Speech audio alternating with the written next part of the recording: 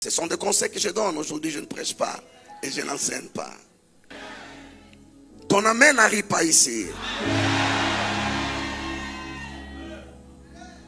Il dit ensuite, lorsque tu verras s'augmenter ton argent et ton or.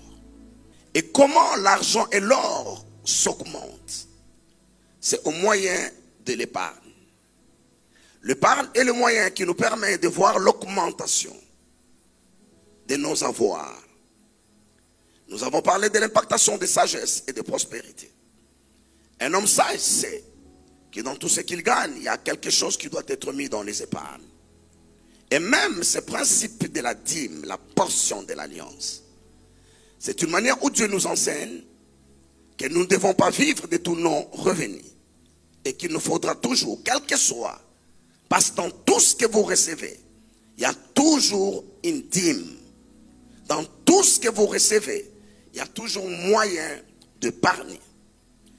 La culture de la pauvreté consiste à consommer tout ce qui tombe dans vos mains. Parce qu'en réalité, les pauvres consomment même ce qu'ils n'ont pas encore. Vrai ou faux? Les pauvres font des transactions autour de leur futur. Ça s'appelle le prêt. Lorsque vous empruntez pour investir, c'est autre chose. Mais lorsque vous empruntez pour vous habiller et pour manger, vous vendez votre futur.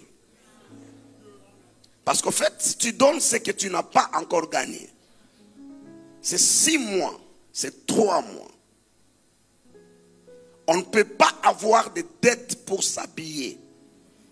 Ça, c'est une malédiction. Et cette malédiction est brisée au nom de Jésus-Christ. Il passe à une autre dimension. Lorsque tu verras se multiplier ton gros et ton menu bétail. Il y a une différence entre augmentation et multiplication. 3 plus 3, ça fait l'augmentation. Égale combien? 3 multiplié par 3, ça fait la multiplication. Ça fait combien? Pourquoi le résultat change?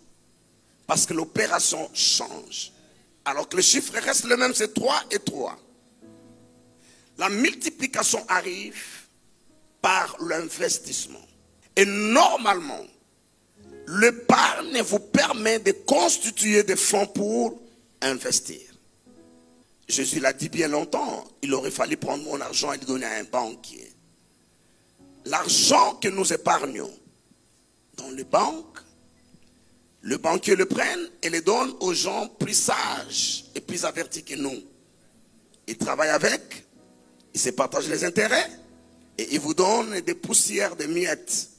Lorsque vous avez suffisamment épargné, il vous faut à partir de ces épargnes investir.